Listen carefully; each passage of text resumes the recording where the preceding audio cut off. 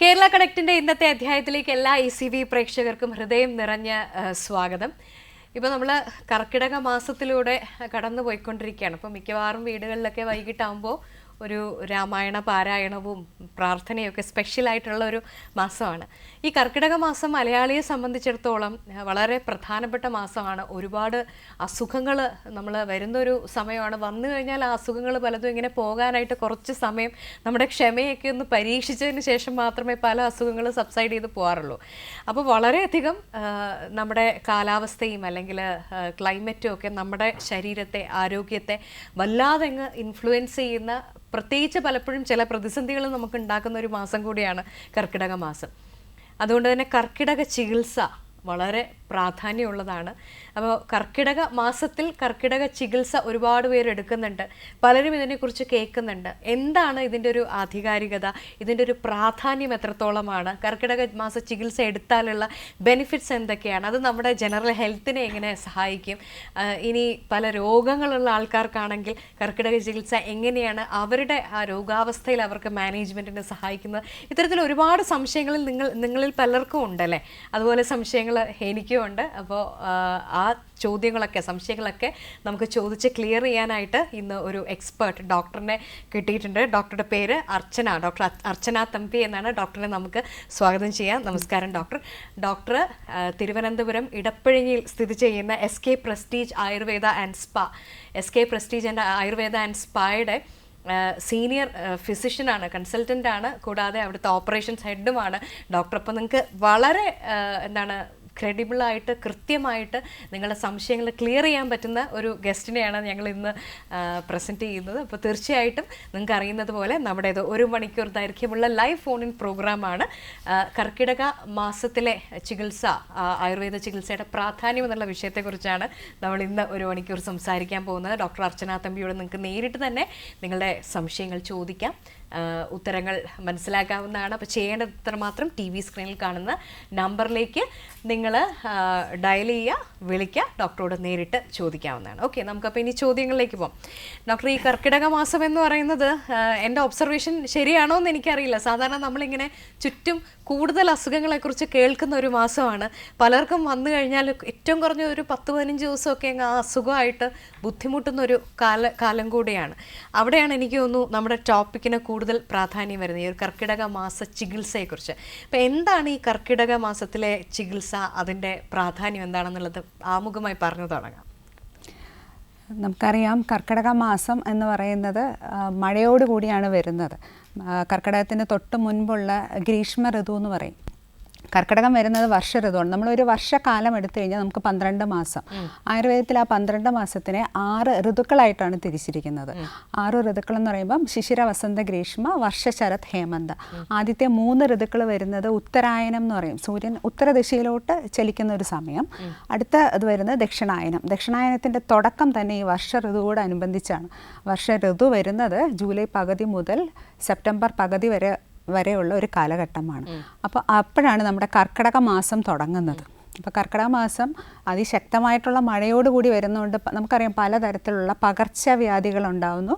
അതുപോലെ മഴ ആയതുകൊണ്ട് തന്നെ വാതപിത്ത കപാതി ദോഷങ്ങളെല്ലാം വർദ്ധിച്ചിട്ട് പലതരത്തിലുള്ള രോഗങ്ങൾ മനുഷ്യരിൽ കണ്ടുവരുന്നുണ്ട്. അതായത് വേദന, സന്ധിതോറും വേദന, അല്ലെങ്കിൽ നീർക്കെട്ട്, മരവിപ്പ്, പെരിപ്പ് തുടങ്ങിയ വാദസംബന്ധ രോഗങ്ങൾ. കൂടാതെ ജലജന്യ രോഗങ്ങളായിട്ടുള്ള ഇപ്പം വിശപ്പില്ലായ്മ, ഓക്കാനം, ഛർദി, വയറിളക്കം, പലതരത്തിലുള്ള പനികൾ, ഇതെല്ലാം വരുന്നത് നമ്മുടെ ശരീരദോഷം പറഞ്ഞു കഴിഞ്ഞാൽ പിത്തദോഷം വർദ്ധിച്ചിട്ട് വരുന്നതാണ്. കഫദോഷം വർദ്ധിച്ചിട്ട് വരുമ്പോൾ നമുക്ക് ശ്വാസം മുട്ടൽ, ചുമ, തുമ്മൽ, പലതരത്തിലുള്ള സ്കിൻ ഡിസീസ്, ഇതെല്ലാം വരുന്നതുകൊണ്ട് നമ്മുടെ ശരീരത്തിന് നിർമ്മിച്ചിരിക്കുന്ന വാതപിത്ത കപാതി ദോഷങ്ങൾക്ക് വർധനവ് വരുന്നു. അതുകൊണ്ട് തന്നെ ഈ ദോഷങ്ങളെല്ലാം എലിമിനേറ്റ് ചെയ്ത് പുറത്ത് കളയാൻ ഏറ്റവും ഉചിതമായിട്ടുള്ള സമയം ഈ കർക്കിടക മാസത്തിലെ കർക്കിടക ചികിത്സകളാണ്. അതുകൊണ്ട് തന്നെയാണ് ഇത് അത്രയും പ്രാധാന്യമായിട്ട് പറയുന്നത് ആയുർവേദത്തിൽ. ഡോക്ടർ, ഈ നമ്മുടെ ഈ ഒരു മൺസൂൺ കാലഘട്ടം, അത് ഈ ആയുർവേദ ചികിത്സയുമായിട്ട് റിലേറ്റഡ് ആണോ? അതിനെന്തെങ്കിലും ഒരു സിഗ്നിഫിക്കൻസ് ഉണ്ടോ? അതാണ് പറഞ്ഞത്. മൺസൂൺ കാലഘട്ടം എന്ന് പറയുന്നത് വർഷ ഋതു. വർഷം എന്ന് വെച്ച് കഴിഞ്ഞാൽ മഴ. മഴയോടനുബന്ധിച്ചാണ് ഇത് വരുന്നത്. അപ്പോൾ അതുകൊണ്ട് ശക്തമായ മഴ പെയ്യുമ്പോൾ ജൂൺ ജൂലൈയിലെ മഴയിൽ നിന്നും അല്ലേ? അതെ അതെ, അതിന് തൊട്ട് മുമ്പുള്ളത് ചൂട്, സമ്മർ സീസൺ ആണ്. അപ്പൊ ചൂട് പെട്ടെന്ന് മാറി തണുപ്പ് വരുമ്പോൾ അന്തരീക്ഷത്തിൽ ധാരാളം മാറ്റങ്ങൾ വരുന്നുണ്ട്. നമ്മുടെ ശരീരത്തിൽ ക്ഷീണമുണ്ടാവും, പലതരത്തിലുള്ള അസുഖമുണ്ടാവും, രോഗപ്രതിരോധ ശേഷി കുറയും. അതുപോലെ തന്നെ ഈ പറഞ്ഞ ദഹന സംബന്ധമായിട്ടുള്ള പല പ്രശ്നങ്ങളും ഉണ്ടാവും. അപ്പം അതെല്ലാം മാറ്റുന്നതിനാണ് ഈ മൺസൂൺ ചികിത്സ അല്ലെങ്കിൽ കർക്കിടക ചികിത്സ ചെയ്തു വരുന്നത്. ഡോക്ടർ, ഈ കർക്കിടക ചികിത്സ എന്ന് പറയുന്നത് പലതരത്തിൽ കൺസീവ് ചെയ്യുന്ന ആൾക്കാരുണ്ട്. കർക്കിടകം എന്ന് പറയുന്നത് ആ സമയത്തൊന്ന് പോയിട്ട് ഒരു ഉഴിച്ചിൽ പിഴിച്ചിൽ അല്ലെങ്കിൽ ഒരു ട്രീറ്റ്മെൻ്റ് ഒക്കെ ചെയ്തു കഴിഞ്ഞാൽ അതൊരു സുഖ ചികിത്സയായിട്ടാണ് ചില ആൾക്കാരെങ്കിലും കാണുന്നത്. അതൊരു സുഖ ചികിത്സയാണോ? അതിനപ്പുറത്തേക്ക് അതിന് നമ്മുടെ ആരോഗ്യത്തിനെ ഇമ്പാക്റ്റ് ചെയ്യും ഏതൊക്കെ തരത്തിലും ഏതൊക്കെ തലങ്ങളിലുമാണ് ഇമ്പാക്റ്റ് ചെയ്യുന്നതെന്ന് പറയാം? ഒന്ന് പറയട്ടെ, ആയുർവേദം എന്ന് പറയുന്നത് നമ്മൾ 2 തരത്തിലാണ് ചികിത്സ കൊടുക്കുന്നത്. ഒന്ന്, ഒരു രോഗമുള്ള വ്യക്തിക്ക് അയാളുടെ രോഗം പൂർണ്ണമായി മാറ്റുന്നതിന്. 2, രോഗം ഇല്ലാത്തൊരു വ്യക്തി, ഒരു ഹെൽത്തി ആയിട്ടുള്ള പേഴ്സൺ, അയാളുടെ ഹെൽത്ത് കുറച്ചും കൂടെ മെച്ചപ്പെടുത്തുന്നതിന്. സ്വസ്ഥനായിട്ടിരിക്കുന്ന ആ വ്യക്തിക്ക് അയാളുടെ സ്വാസ്ഥ്യ സംരക്ഷണം അർത്ഥമാണ് ചെയ്യുന്നത്. അപ്പോൾ അതുകൊണ്ട് തന്നെ സുഖചികിത്സ എന്ന് പറയുമ്പോൾ നമ്മൾ ഇതൊക്കെയാണ് ഉദ്ദേശിക്കുന്നത്. എണ്ണ തേച്ച് കുളി, കിഴി, ധാര പോലെയുള്ള ചികിത്സകൾ, അതും നമുക്ക് ഈ സമയത്ത് ചെയ്യാം. കൂടാതെ രോഗം വരുന്നതനുസരിച്ചിട്ട് ഇപ്പോൾ ജോയിൻറ്റ് പെയിൻ ഇല്ലെങ്കിൽ പക്ഷാഘാതം പോലുള്ള കണ്ടീഷൻ, സ്കിൻ ഡിസീസ് പോലുള്ള കണ്ടീഷൻ, അപ്പോൾ അവർക്കും എല്ലാം ഈ സമയത്ത് ചെയ്തു കഴിഞ്ഞാൽ കുറച്ചും കൂടെ മെച്ചമായിരിക്കും. ദോഷങ്ങൾ, കോപിച്ച് നിൽക്കുന്ന ദോഷങ്ങൾ എലിമിനേറ്റ് ചെയ്ത് പുറത്തോട്ട് പോകാൻ ഉചിതമായിട്ടുള്ള സമയം കൂടിയാണ് ഇത്. ഓക്കെ, നമുക്ക് ഭാവിയിൽ ഉണ്ടായേക്കാവുന്ന പ്രശ്നങ്ങളെ പരിഹരിക്കാൻ പറ്റുന്ന ഒരു സമയം കൂടിയാണ്. ഡോക്ടർ, ഈ കർക്കിടക ചികിത്സ എങ്ങനെയാണ്, ആരൊക്കെയാണ് ചെയ്യേണ്ടത്, ആരൊക്കെയാണ് ചെയ്യാൻ പാടില്ലാത്തത്? എല്ലാ രോഗികൾ അല്ല എല്ലാവരിലും ഒരുപോലെയാണോ ഈ കർക്കിടക ചികിത്സ ചെയ്യുന്നത്? അല്ല, നമ്മൾ പൊതുവേ ഒരു ചികിത്സ ചെയ്യുന്നത് ഒരാളുടെ രോഗത്തിൻ്റെ അവസ്ഥ അനുസരിച്ച്, കൂടാതെ അയാളുടെ ഏജ് അനുസരിച്ച്, അയാൾക്ക് എത്രത്തോളം ദോഷങ്ങൾ ശരീരത്തിലുണ്ട്. ഞാൻ ഈ ദോഷം എന്ന് പറയുന്നത് വാതപിത്ത കഫം കൊണ്ടാണ് നമ്മുടെ ശരീരത്തിന് ബിൽഡ് ചെയ്തിരിക്കുന്നത്. അപ്പോൾ ആ ദോഷങ്ങളിൽ ഏറ്റക്കുറച്ചിൽ വരുമ്പോഴാണ് നമ്മളൊരു രോഗമായിട്ട് കണക്കാക്കുന്നത്. അതെല്ലാം സമത്തിൽ നിൽക്കുമ്പം നമ്മൾ ഹെൽത്തി ആയിട്ടുള്ള കണ്ടീഷനാണ്. അപ്പം അയാളുടെ ദോഷം ഏതാണോ വർദ്ധിച്ചിരിക്കുന്നത് അത് കുറച്ച് നോർമലൈസ് ചെയ്ത് കൊണ്ടുവരുന്ന ചികിത്സയായിരിക്കും ചെയ്യുന്നത്. അപ്പോൾ അത് ഓരോ പേഴ്സണും വ്യത്യാസമായിരിക്കും. രോഗിയുടെ ദോഷത്തിൻ്റെയും കാലത്തിൻ്റെയും രോഗത്തിൻ്റെയും ഒക്കെ അവസ്ഥ നോക്കിയിട്ടാണ് ഓരോരുത്തർക്കും ചികിത്സ നിശ്ചയിക്കുന്നത്. ഓക്കെ ഡോക്ടർ, എത്ര പ്രായം മുതലുള്ളവർ കർക്കിടക ചികിത്സ സാധാരണ ചെയ്യാറുണ്ട്? നമുക്ക് യൗവനം തുടങ്ങിക്കഴിഞ്ഞ് കഴിഞ്ഞാൽ നമുക്ക് കർക്കിടക ചികിത്സകളെല്ലാം ചെയ്ത് തുടങ്ങാം. അതുപോലെ ഒരു 85 വയസ്സ് വരെ നമുക്ക് ചെയ്യാവുന്നതാണ്.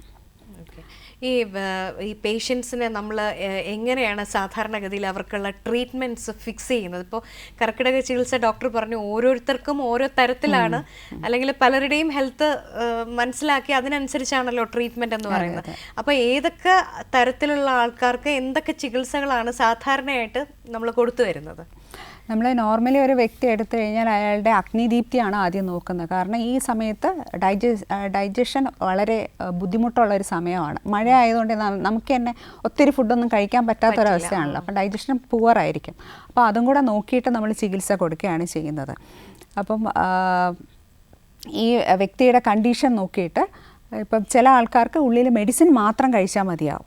ചില ആൾക്കാർക്ക് എക്സ്റ്റേണൽ ആയിട്ടുള്ള എണ്ണ തേച്ചുള്ള കുളി, കിഴികൾ, ധാര പോലുള്ള ചികിത്സകൾ അനിവാര്യമാണ്. അതുകൂടാതെ കുറച്ചും കൂടെ കൂടുതലായിട്ട് ദോഷങ്ങൾ കോപിച്ച് നിൽക്കുന്ന ഒരു വ്യക്തിയാണെന്നുണ്ടെങ്കിൽ അവർക്ക് പഞ്ചകർമ്മ ചികിത്സയുടെ ആവശ്യമുണ്ട്. പഞ്ചകർമ്മങ്ങളെന്ന് പറയുമ്പോഴത്തേക്ക് ഈ ഞാൻ പറഞ്ഞ പോലെ ദോഷങ്ങൾ കോപിച്ച് നിൽക്കുന്നതിനെ സന്തുലനാവസ്ഥയിൽ കൊണ്ടുവരുന്നതിന് വേണ്ടിയിട്ടുള്ള ചികിത്സകളാണ് 5 കർമ്മങ്ങളാണ് വരുന്നത്. വമനം, വിരേചനം, വസ്തി, നസ്യം, രക്തമോഷം. അപ്പോൾ ഈ കർമ്മങ്ങൾ ചെയ്ത് ദോഷങ്ങളെല്ലാം ഇക്വിലിബ്രിയത്തിൽ കൊണ്ടുവരുന്നതിന് വേണ്ടിയിട്ടാണ് പഞ്ചകർമ്മ ചികിത്സ ചെയ്യുന്നത്. അപ്പം കണ്ടീഷൻ നോക്കിയിട്ടായിരിക്കും അതും ചികിത്സ സ്വീകരിക്കുന്നത്. ഓക്കെ ഡോക്ടർ, ഇപ്പം സാധാരണഗതിയിൽ ഈ ട്രീറ്റ്മെൻറ്റ് എങ്ങനെയാണ്, ഈ കർക്കിടക ചികിത്സയുടെ ഒരു ട്രീറ്റ്മെൻറ്റ് നമ്മൾ ഹോസ്പിറ്റലിൽ അഡ്മിറ്റഡ് ആയിട്ട് ചെയ്യുകയാണോ അതോ വന്ന് പോവുകയാണോ? അതിൻ്റെ ഒരു മൊഡാലിറ്റിയിലേക്ക് വരുന്നതിന് മുമ്പ് ഞാനൊരു കോളർ വെയിറ്റിംഗ് ആണ്, അതിലേക്ക് ഒന്ന് പോകാം. ഹലോ, കേരള കണക്റ്റിലേക്ക് സ്വാഗതം. ആരാണ്? എന്റെ പേര് അനൂപ് എന്നാണ്, ആലപ്പുഴ വിളിക്കുന്നത്. ഓക്കെ, അനൂപ്, നമ്മുടെ ഇന്നത്തെ വിഷയം കർക്കിടക ചികിത്സയും ആയുർവേദവും എന്നുള്ളതാണ്. കർക്കിടക മാസമാണ്. അപ്പോൾ ആയുർവേദ ചികിത്സയുടെ പ്രാധാന്യത്തെക്കുറിച്ചാണ് നമ്മൾ ചർച്ച ചെയ്യുന്നത്. എന്നോടൊപ്പം ഡോക്ടർ അർച്ചന തമ്പിയുണ്ട്, സംസാരിക്കാം. നമസ്കാരം സാർ, സംസാരിച്ചോളൂ. ഡോക്ടറെ, എനിക്കിപ്പോ 47 വയസ്സുണ്ട്. അപ്പൊ ഞങ്ങളുടെ ചെറുപ്പത്തിലെ എന്റെ മുത്തശ്ശിയൊക്കെ നമുക്ക് ഈ കുറച്ച് ഇലകളൊക്കെ നമുക്ക് പറമ്പിൽ നിന്നൊക്കെ പറിച്ചിട്ട് നമുക്ക് ഈ കർക്കിടക മാസം മുഴുവൻ കഞ്ഞിയൊക്കെ വെച്ചിട്ടൊരു പതിവുണ്ടായിരുന്നു. പക്ഷെ ഇപ്പൊ നമുക്ക് അങ്ങനെ കിട്ടുന്നില്ല. അപ്പൊ ഇപ്പൊ ആഴ്ചയിൽ നമ്മൾ ഈ മാർക്കറ്റിൽ നോക്കുവാണെങ്കിൽ ഇഷ്ടം പോലെ നമുക്ക് കർക്കിടക കിറ്റുകൾ കാണും. നമ്മൾ എങ്ങനെ ഇത് തിരഞ്ഞെടുക്കണം, എവിടുന്ന് അത് വാങ്ങണം, നമുക്കിതൊരു എന്താണ് നമുക്ക് യഥാർത്ഥ കർക്കിടക കഞ്ഞി പിടിക്കാൻ വേണ്ടി എന്ത് ചെയ്യാൻ പറ്റും എന്നുള്ളതാണ്. അതിനെന്തെങ്കിലും ഒരു സൊല്യൂഷൻ പറഞ്ഞു. ഒട്ടുമിക്ക കമ്പനികൾ ഇറക്കുന്ന കർക്കിടക കഞ്ഞി എന്ന് പറയുന്നത് കഞ്ഞി കിറ്റ് വളരെ ഗുണകരമായിട്ടുള്ളത് തന്നെയാണ്. അതല്ല, നമുക്ക് വീട്ടിൽ ചെയ്യണം എന്നുണ്ടെങ്കിൽ കുറുന്തോട്ടിയുടെ കഷായം വെച്ചിട്ട് ആ കഷായത്തിൽ അരി വേവിച്ച് അത് കഞ്ഞിയായിട്ട് കുടിക്കാം. ഇല്ലാന്നുണ്ടെങ്കിൽ തിപ്പലി, കുരുമുളക്, പെരിഞ്ജീരകം, ജീരകം തുടങ്ങിയവ ചതച്ച് പൊടിപ്പിച്ചതിന് ശേഷം ആ പൊടി കഷായം ഉണ്ടാക്കി അതിൽ അരിയിട്ട് വേവിച്ച് കഞ്ഞി കുടിക്കുന്നത് നന്നായിരിക്കും. ഹലോ, പറഞ്ഞോളൂ. ഡോക്ടർ, ഒരു സംശയമാണ്. നമ്മൾ ഈ കർക്കിടകത്തിലേക്ക് മുരിങ്ങ പോലുള്ള ചില ഇലകൾക്കൊക്കെ വിഷം വരും. അപ്പൊ അത് കഴിക്കലെന്നൊക്കെ ഞാൻ പറഞ്ഞു കേൾക്കണം. അതിലെന്തെങ്കിലും വാസ്തവമുണ്ടോ? മുരിങ്ങയിലാണ് കൂടുതൽ പറയുന്നത്. കാരണം അതിൽ ടാനിനും സെല്ലുലോസ് എന്നൊക്കെ പറഞ്ഞിട്ടുള്ള കണ്ടൻസ് ഉണ്ട്. അപ്പോൾ അതെല്ലാം ദഹിക്കാൻ ഈ സമയത്ത് കുറച്ച് ബുദ്ധിമുട്ടായിരിക്കും. കാരണം പൊതുവേ നമുക്ക് ഡൈജഷൻ കുറഞ്ഞു നിൽക്കുന്ന ഒരു സമയമാണ് ഈ കർക്കിടക സമയം എന്ന് പറയുന്നത്. അതുകൊണ്ടാണ് അങ്ങനെ പറയുന്നത്. കൂടാതെ കയ്പ്പ് രസം കുറച്ചുകൂടി കൂടുതൽ കാണുന്നതായിരിക്കും ഈ സമയത്ത്. Okay, thanks for calling. Doctor, ഞാൻ കോളിന് മുമ്പ് ചോദിച്ചിരുന്ന ചോദ്യം എന്ന് പറയുന്നത്, നമ്മൾ എങ്ങനെയാണ് ഇതിൻ്റെ ഒരു ട്രീറ്റ്മെൻറ്റ്, കിടത്തി ചികിത്സയാണോ, ആർക്കൊക്കെയാണ് കിടത്തി ചികിത്സ വേണമെങ്കിൽ വേണ്ടത്? ഡോക്ടർ നേരത്തെ പറയുന്നതിനിടയിൽ ചിലർക്ക് മരുന്ന് കൊടുത്താൽ മതി എന്ന് പറഞ്ഞു, പക്ഷെ ചിലരെ നമ്മൾ മറ്റ് ചികിത്സയായിട്ട്, അപ്പോൾ അതിൻ്റെ ഒന്ന് ഡീറ്റെയിൽഡ് ആയിട്ടൊന്ന് പറയാമോ? കിടത്തി ചികിത്സ അനിവാര്യമായിട്ട് ഞാൻ പറഞ്ഞില്ലേ, ഈ പാരലൈസ്ഡ് പോലുള്ള കണ്ടീഷൻ, ഇല്ലെങ്കിൽ അതിശക്തമായിട്ടുള്ള മുട്ടുവേദന, കുറേ നേരം ഇരുന്ന് ജോലി ചെയ്യുന്ന ആൾക്കാർ, ഇപ്പം ടെക്നോ പാർക്കിലൊക്കെ ഉള്ളവരാണെങ്കിൽ കണ്ടിന്യൂസ്, അതായത് കമ്പ്യൂട്ടർ ഫീൽഡിൽ, IT ഫീൽഡിലുള്ളവരെല്ലാം കണ്ടിന്യൂസ് ആയിട്ട് ഇരുന്നാണ് ജോലി ചെയ്യുന്നത്. അപ്പോൾ അവർക്കൊരു റെസ്റ്റോട് കൂടി ചെയ്തു കഴിഞ്ഞാൽ കർക്കിടക ചികിത്സ, ഇപ്പോൾ ഒരു 15 ദിവസത്തെ അല്ലെങ്കിൽ 21 ദിവസത്തെ കർക്കിടക ചികിത്സ റെസ്റ്റ് എടുത്ത് ചെയ്യുമ്പോൾ നമ്മുടെ ശരീരത്തിനും മനസ്സിനും പുതിയൊരു ഊർജം ലഭിക്കുകയും അതൊരു പുനരുജ്ജീവനത്തിന് കാരണമാവുകയും ചെയ്യും. പിന്നെ ഇല്ലാതെ ചെറിയ ചെറിയ പ്രശ്നങ്ങളൊക്കെ ഉള്ളൂ. എല്ലാ വർഷവും ചെയ്യുന്ന ആൾക്കാരായിരിക്കും ചിലവർ. അപ്പോൾ അവർക്ക് ഉള്ളിൽ മരുന്ന് കഴിച്ച് 1-2 ദിവസത്തെ ഒരു തേച്ചുകുളിയും ഇലക്കിഴിയോ അല്ലെങ്കിൽ നാരങ്ങക്കിഴി, ഞാവരക്കിഴി പോലുള്ള ഒരു ചികിത്സ ചെയ്യുന്നത് മതിയാവുമായിരിക്കും. ഡോക്ടർ, ഇപ്പം ഈ പറഞ്ഞപ്പോഴാണ്, ഇപ്പോൾ നമ്മുടെ ഇന്നത്തെ ഒരു ലൈഫിൻ്റെ ഒരു സ്പീഡ് വെച്ചിട്ട് പലപ്പോഴും, പ്രത്യേകിച്ച് ഇപ്പം ടെക്കീസോ അവർക്കൊക്കെ പലർക്കും ഈ പറഞ്ഞ പോലെ ഒരു 10-15 ദിവസം പൂർണ്ണമായി മാറി നിൽക്കാൻ പ്രയാസമുള്ളവർ കാണും. ചിലർ സാരമില്ല, എന്നാലും അത്രയും സമയം നമ്മുടെ ഹെൽത്തിന് വേണ്ടി ഇൻവെസ്റ്റ് ചെയ്യുന്നവരും ഉണ്ട്. അപ്പോൾ ഇത് നമ്മൾ ഈ പേഷ്യൻറ്റിനെ അനുസരിച്ച് ട്രീറ്റ്മെൻറ്റ് കൊടുക്കുക എന്ന് പറയുന്നത് ഇന്നത്തെ കാലഘട്ടത്തിൽ പലപ്പോഴും ഡോക്ടേഴ്സ് നേരിടുന്ന ഒരു ചാലഞ്ചാണെന്ന് എനിക്ക് പലപ്പോഴും തോന്നുന്നുണ്ട്. എന്നാൽ പോലും ഈ പേഷ്യൻ്റ് റിക്വയർമെൻറ്റിനനുസരിച്ച് ഈ ട്രീറ്റ്മെൻറ്റ് മൊഡാലിറ്റിയിൽ നമുക്ക് മാറ്റങ്ങൾ വരുത്താൻ സാധിക്കുമോ? അല്ല, ഇപ്പോൾ തീരെ സമയമില്ലാത്ത ആൾക്കാരാണെങ്കിൽ ഞങ്ങൾ തന്നെ പറയും, നിങ്ങൾ രാവിലെ വന്ന് ട്രീറ്റ്മെൻറ്റ് ചെയ്തോളൂ, അതിനുശേഷം വീട്ടിൽ പോയി റെസ്റ്റ് എടുത്താൽ മതി. ഇല്ലെങ്കിൽ ചിലവർ ഭയങ്കര ഹെക്റ്റിക് ആയിട്ടുള്ള വർക്കായിരിക്കും, അവർക്ക് രാവിലെ ഒന്നും ഇറങ്ങാൻ പറ്റില്ല, പിന്നെ വീട്ടിലെ കാര്യങ്ങളൊക്കെ ഉണ്ട്. അപ്പോൾ വൈകുന്നേരം 5 മണിക്ക് മുമ്പായിട്ട് വന്ന് ട്രീറ്റ്മെൻറ്റ് ചെയ്തിട്ട് പിന്നെ പോയി റെസ്റ്റ് എടുത്തോളൂ എന്ന് പറയും. അപ്പം ആ രീതിയിൽ നമുക്ക് ചേഞ്ചസ് ഇപ്പോൾ അനിവാര്യമാണ്. അല്ല, നമ്മളിപ്പോൾ കടും വാശി പിടിച്ചിരിക്കാൻ പറ്റുന്ന ഒരു സമയമല്ല. ഡോക്ടർ, ഈ നേരത്തെ ആർക്കൊക്കെ കർക്കിടക ചികിത്സ ചെയ്യാമെന്നുള്ളത് ചോദിച്ചു. അപ്പോൾ ഡോക്ടർ പറഞ്ഞു യൗവനത്തിൽ തുടങ്ങി ഏതാണ്ട് 85 വയസ്സ് വരെയുള്ളവർക്ക് നമ്മൾ ചെയ്യാം. ഈ ചികിത്സ ചെയ്യാൻ പാടില്ലാത്തത് അല്ലെങ്കിൽ മാറി നിൽക്കേണ്ടതായിട്ടുള്ള അങ്ങനെ ഏതെങ്കിലും വിഭാഗം ആൾക്കാരുണ്ടോ, ഏതെങ്കിലും ആരോഗ്യാവസ്ഥയുള്ളവർ? നമ്മൾ പൊതുവേ ഗർഭിണികൾക്കൊന്നും ഈ സമയത്ത് ചികിത്സ ചെയ്യാറില്ല. പിന്നെ കാർഡിയാക് ഇഷ്യൂസ് അതികഠിനമായിട്ടുള്ള ബുദ്ധിമുട്ടുള്ളവർക്കാണെങ്കിലും ഒഴിവാക്കാറുണ്ട്. മറ്റ് അസുഖങ്ങൾ ഇപ്പോൾ കുറച്ചുകൂടി ഒരു സിവിയർ ആയിട്ടുള്ള അസുഖങ്ങളുള്ളവരെയൊക്കെ എങ്ങനെയാണ് നമ്മൾ ആയുർവേദത്തിൽ ഈ കർക്കിടക മാസത്തിൽ ഹാൻഡിൽ ചെയ്യുന്നത്? സിവിയർ ആയിട്ടുള്ള അസുഖം ഉള്ള ആൾക്കാർക്ക് എന്തെങ്കിലും സിംറ്റംസ് ഉണ്ടാവും. ഇപ്പോൾ ചിലപ്പോൾ ഇപ്പം ക്യാൻസറസ് പേഷ്യൻ്റൊക്കെ ആണെങ്കിൽ കൂടി അവർക്ക് ചിലപ്പോൾ നീർക്കെട്ടുണ്ടാവും, ഇല്ലെങ്കിൽ ആഹാരം കഴിക്കാൻ ബുദ്ധിമുട്ടുണ്ടാവും. അപ്പോൾ ആ സിംറ്റം അനുസരിച്ചിട്ട് ലഘുവായിട്ടുള്ള ഭയങ്കരമായിട്ടുള്ള ഉഴിച്ചിലും പിഴിച്ചിലൊന്നും ചെയ്യാറില്ല. അവർക്ക് ചെയ്യാൻ പറ്റുന്ന ഇപ്പോൾ കാലിൽ നീർക്കെട്ട് ഇല്ലെങ്കിൽ കയ്യിൽ നീർക്കെട്ടൊക്കെ വരുമ്പോൾ നമ്മൾ എക്സ്റ്റേണലി അപ്ലൈ ചെയ്യാനുള്ള ലേപനങ്ങൾ, എണ്ണകളൊക്കെ കൊടുക്കും. അങ്ങനെയാണ് ചെയ്യുന്നത്. ഡോക്ടർ, സാധാരണ ആൾക്കാർക്ക് മിക്കവാറും ഉള്ള ഒരു സംശയമാണ് ഈ മോഡേൺ മെഡിസിൻ ട്രീറ്റ്മെൻറ്റ് ചെയ്യുമ്പോൾ അതിനോടൊപ്പം നമുക്ക് ആയുർവേദ ട്രീറ്റ്മെൻറ്റ് എടുക്കാൻ സാധിക്കുമോ എന്നുള്ളത്. ഇപ്പോൾ ഈ കർക്കിടക ചികിത്സ പോലുള്ള കാര്യങ്ങൾക്ക് അങ്ങനൊരു പൊതുവായി എങ്ങനെയാണ് അതിനെ കാണുന്നത്? അല്ല, ആയുർവേദ ചികിത്സ ചെയ്യുമ്പോൾ ആയുർവേദ ഡോക്ടറും അറിഞ്ഞിരിക്കണം, അതുപോലെ അലോപ്പതി ഡോക്ടറും അറിഞ്ഞിരിക്കണം ഇന്ന ചികിത്സയാണ് ചെയ്യാൻ പോകുന്നതെന്നുള്ള കാര്യം.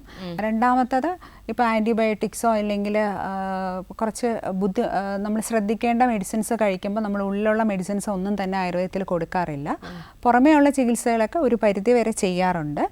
അതും പേഷ്യൻ്റെ കണ്ടീഷൻ അനുസരിച്ചിട്ട് മാത്രം. നേരത്തെ പറഞ്ഞ പോലെയുള്ള പഞ്ചകർമ്മ ചികിത്സകളൊക്കെ അവരിൽ ഒഴിവാക്കിയിട്ട് പുറമെ പഞ്ചകർമ്മ ചികിത്സയ്ക്ക് പൂർവ്വമായിട്ട് ചെയ്യുന്നതാണ് നമ്മൾ എണ്ണയിട്ടുള്ള തടവൽ, കിഴി എന്നൊക്കെ പറയുന്നത്. ആ ചികിത്സയൊക്കെ ചെയ്യുന്നതുകൊണ്ട് യാതൊരു ബുദ്ധിമുട്ടും പേഷ്യൻസിന് ഉണ്ടാകാറില്ല. ഓക്കെ ഡോക്ടർ, സാധാരണ ഈ കർക്കിടക ചികിത്സയ്ക്ക് എന്തൊക്കെയാണ് ഉപയോഗിക്കാറുള്ളത്? അതായത് ഈ മരുന്നും ഒക്കെ ആയിട്ട് ഉപയോഗിക്കുന്ന ബേസിക് റിസോഴ്സസ് ഉണ്ടല്ലോ ഇതിൻ്റെ ഒരു, അതെന്തൊക്കെയാണ് എന്നുള്ളതൊന്ന്. നമ്മൾ പണ്ട് കാലങ്ങളിൽ നമുക്കറിയാം, വേനൽക്കാലം കഴിഞ്ഞിട്ട് മഴ വരുമ്പോഴത്തേക്ക് ധാരാളം ചെടികൾ, ഔഷധ സസ്യങ്ങളൊക്കെ ഉണ്ടാവുമായിരുന്നു. അപ്പം സ്വരസരൂപേണയായിരുന്നു മുമ്പ് ആൾക്കാരൊക്കെ കൂടുതലും കഴിച്ചുകൊണ്ടിരുന്നത്. ഇപ്പോൾ തുമ്പച്ചാറ് ഇല്ലെങ്കിൽ തുളസിയുടെ ചാറ്, അങ്ങനെ കുറുന്തോട്ടിയുടെ കഷായം ഇട്ട് കുടിക്കുക, അങ്ങനെയൊക്കെ ഉള്ള. ഇപ്പം നമുക്ക് ചെടികളൊന്നും സുലഭമായിട്ടില്ല. അപ്പോൾ അതുകൊണ്ട് തന്നെ ഇപ്പം ബോട്ടിലിൽ വരുന്ന കഷായങ്ങൾ ധാരാളമുണ്ട്. ഇപ്പം നമുക്ക് വേറെ വലിയ അസുഖങ്ങൾ ഒന്നും ഇല്ല, നമുക്കൊരു റെജുവിനേഷൻ, ഇപ്പോൾ വീണ പോലുള്ള ഒരാളിനാണെങ്കിലും റെജുവിനേഷൻ ആയിട്ടാണ് വേണ്ടെങ്കിൽ നമുക്ക് ബലാരിഷ്ടം കഴിക്കാം, ചവനപ്രാശം കഴിക്കാം, അതുപോലെ അഗസ്ത്യ രസായനം കഴിക്കാം. അങ്ങനെ കുറച്ച് മെഡിസിൻസിൻ്റെ ലിസ്റ്റുണ്ട്. അപ്പം അതിലുള്ള മെഡിസിൻസൊക്കെ നമുക്ക് സുലഭമായിട്ട് കഴിക്കാവുന്നതാണ്. പിന്നെ കൂടാതെ ഡെയിലി എണ്ണ തേച്ച് ആർക്കും കുളിക്കാൻ പറ്റുന്ന ഒരു അവസരമല്ല ഈ ഒരു സമയത്ത്. അപ്പോൾ അതുകൊണ്ട് തന്നെ ആഴ്ചയിൽ 2 ദിവസമെങ്കിലും, നമുക്ക് ശനിയും ഞായറും ഒക്കെ എന്തായിരുന്നാലും ആഴ്ചയിൽ 1 ദിവസമെങ്കിലും ഓഫ് ഉണ്ടാവുമല്ലോ. അപ്പോൾ ആ ദിവസങ്ങളിൽ നമുക്ക് പിണ്ടതൈലമോ ഇല്ലെങ്കിൽ ധന്വന്തരം തൈലമോ ഒക്കെ പുരട്ടി ഒരു അരമണിക്കൂർ നിന്നതിന് ശേഷം കുളിക്കുന്നത് കുറച്ചും കൂടെ നല്ലതായിരിക്കും. അപ്പോൾ അത്തരത്തിലൊരു സെൽഫ് കെയർ നമുക്ക് ചെയ്യാം. പിന്നെ കുളിക്കുന്നത് ചൂടുവെള്ളത്തിൽ കുളിക്കുന്നതായിരിക്കും ഈ ഒരു സമയത്ത് നല്ലത്. കാരണം അന്തരീക്ഷം തണുപ്പായതുകൊണ്ട് തന്നെ വീണ്ടും രോഗങ്ങൾ വരാതെ ഇരിക്കാനും തടയുന്നതിനും വേണ്ടി ചൂടുവെള്ളത്തിൽ കുളിക്കുന്നത് കുറച്ചും കൂടെ നല്ലതായിരിക്കും. ഓക്കെ ഡോക്ടർ, നമുക്ക് ഒരു കോളർ വെയിറ്റിംഗ് ആണ്, അത് അറ്റൻഡ് ചെയ്തിട്ട് കൂടുതൽ ചോദ്യങ്ങളിലേക്ക് വരാം. ഹലോ, കേരള കണക്റ്റിലേക്ക് സ്വാഗതം. ആരാണ്? ഓക്കെ ശില്പ, ഇന്നത്തെ നമ്മുടെ വിഷയം കർക്കിടക ചികിത്സയെക്കുറിച്ചാണ്. ആയുർവേദം കർക്കിടക ചികിത്സയുടെ പ്രാധാന്യത്തെക്കുറിച്ചാണ് നമ്മൾ ചർച്ച ചെയ്യുന്നത്. ഡോക്ടർ അർച്ചന തമ്പിയുണ്ട്, ചോദിക്കാം ചോദ്യം. പറയൂ ശില്പ. ഹലോ. ഹലോ, നമുക്ക് ഈ കർക്കിടക മാസം ആകുമ്പോൾ കുളിരും അതുപോലെ ഈ ശരീരവേദനയൊക്കെ ഉണ്ടാവാറുണ്ട്. അപ്പൊ നമുക്ക് ഈ തേച്ചുകുടി കൊണ്ട് ഗുണമുണ്ടോ? അത് ഏത് എണ്ണയാണ് നമുക്ക് ബെറ്റർ? അത് ട്രീറ്റ്മെന്റ് എടുക്കേണ്ടതുണ്ടോ? നമുക്ക് വീട്ടിൽ തന്നെ ചികിത്സിച്ച് മാറ്റാൻ പറ്റുമോ? അതിനെ പറ്റി ഒന്ന് പറയാമോ? ശില്പ, ചെറിയ തോതിലുള്ള വേദനയാണോ അതേ ദിവസവും അതികഠിനമായിട്ടുള്ള വേദനയാണോ ഉള്ളത്? അല്ല, നമുക്ക് ചൂടുവെള്ളം ഒഴിച്ച് കഴിയുമ്പോഴത്തേക്ക് അത് കുറയുന്നുണ്ടല്ലേ? അപ്പം ഉചിതമായിട്ടുള്ളൊരു എണ്ണ തേച്ച് കുളിക്കുന്നതും അതിനുശേഷം ചൂടുവെള്ളത്തിൽ ദേഹം കഴുകുന്നതും വളരെ നന്നായിരിക്കും. ധന്വന്തരം തൈലം, മുറിവെണ്ണ അല്ലെങ്കിൽ കൊട്ടൻ ചുക്കാതി തൈലം, ഇതിലേതെങ്കിലും ഒന്ന് സെലക്ട് ചെയ്തതിന് ശേഷം അല്പം ഒന്ന് ചൂടാക്കി ദേഹത്ത് പുരട്ടി അരമണിക്കൂറിന് ശേഷം ചൂടുവെള്ളത്തിൽ കുളിച്ച് കഴിയുമ്പോൾ വേദന കുറയും.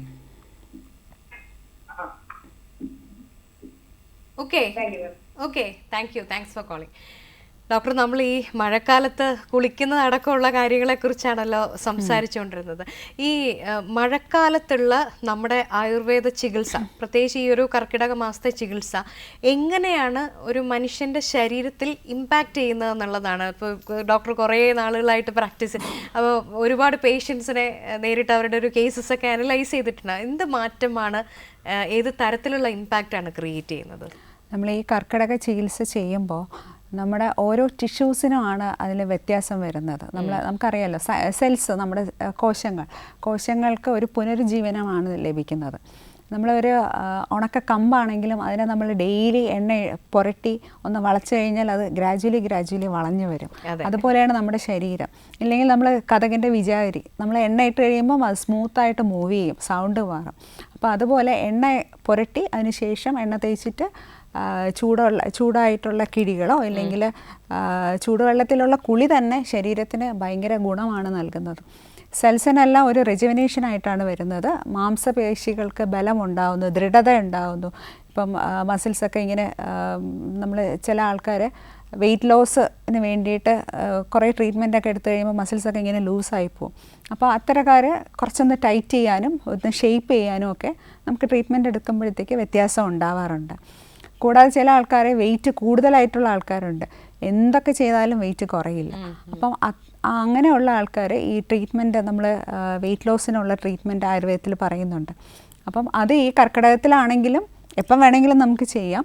അങ്ങനെയൊക്കെ ചെയ്യുമ്പോൾ ബോഡി ഒന്ന് ഫ്രീ ആവുകയും മനസ്സിനും ശാന്തി ലഭിക്കുകയും ചെയ്യും. ഓക്കെ ഡോക്ടർ, ഈ സാധാരണഗതിയിൽ നമ്മളെ പ്രത്യേകിച്ച് ഇന്നത്തെ ഒരു ഫാസ്റ്റ് ലൈഫിൽ നമുക്ക് ട്രീറ്റ്മെൻ്റ് എന്ന് പറയുമ്പോൾ പലപ്പോഴും ശാരീരികമായ ട്രീറ്റ്മെൻറ്റിന് അപ്പുറത്തേക്ക് ഇപ്പോൾ സ്ട്രെസ് ലെവലും ആങ്സൈറ്റിയും ഒക്കെ കൺട്രോൾ ചെയ്യാനായിട്ട് വലിയ രീതിയിലൊരു നമ്മുടെ മാനസികമായിട്ട് നമുക്കൊരു ഈ പറഞ്ഞ പോലെ ആ ഒരു തലത്തിൽ കൂടി നമ്മളെ ഇമ്പാക്റ്റ് ചെയ്യുന്ന ട്രീറ്റ്മെൻറ്റ് അത്യാവശ്യമാണ്.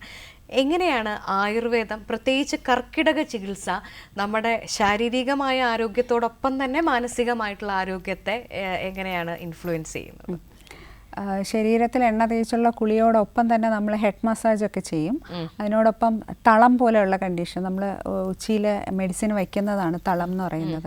അത് നമ്മുടെ സെൻട്രൽ നെർവസ് സിസ്റ്റത്തിലാണ് അതിൻ്റെ ആക്ഷൻ വരുന്നത്. അപ്പോൾ നമ്മൾ ഒന്നും കൂടെ കാമാവും, നമുക്ക് ഉറക്കം നന്നായിട്ട് കിട്ടും. ബി പി ഇപ്പോൾ കൂടുതലുള്ള ആൾക്കാരാണെങ്കിൽ അവർക്ക് ബി പി കുറയാനൊക്കെ അത് വളരെയധികം സഹായിക്കാറുണ്ട്.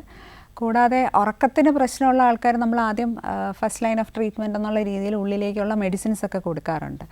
അതിലൊന്നും ശരിയാവുന്നില്ലെങ്കിൽ പിന്നെ ശിരോധാര എന്ന് പറയുന്നത് കേട്ടിട്ടുണ്ടാവും.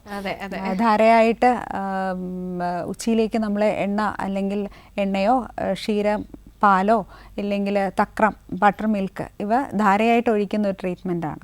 അപ്പം അതൊക്കെ ചെയ്യുമ്പോൾ നമ്മൾ വളരെ റിലാക്സ് ആവും, മൈൻഡ് ഭയങ്കര കാമാവും, നമുക്ക് ഉറക്കം നന്നായിട്ട് കിട്ടും. ശരീരത്തിനും മനസ്സിനും ഒരു പുനരുജ്ജീവനമാണ് ആ സമയത്ത് കിട്ടുന്നത്. ഡോക്ടർ, ഈ ഓരോ പേഷ്യൻറ്റിൻ്റെയും ബോഡി നേച്ചർ ഡിഫറെൻ്റ് ആയിരിക്കും എന്ന് ഡോക്ടർ ആദ്യം തന്നെ പറഞ്ഞല്ലോ. ഇപ്പോൾ ചില ആൾക്കാരെ സംബന്ധിച്ചിടത്തോളം പെട്ടെന്ന് ഇപ്പോൾ ജലദോഷവും അല്ലെങ്കിൽ അത്തരത്തിലുള്ള പ്രശ്നങ്ങൾ, മൈഗ്രെയിൻ പോലുള്ള പ്രശ്നങ്ങളൊക്കെ ഉള്ളവരുണ്ടാവും. അപ്പോൾ അവർക്ക് എങ്ങനെയാണ് ഈ ട്രീറ്റ്മെൻറ്റ്, പ്രത്യേകിച്ച് കർക്കിടക മാസത്തിലെ ട്രീറ്റ്മെൻറ്റ്?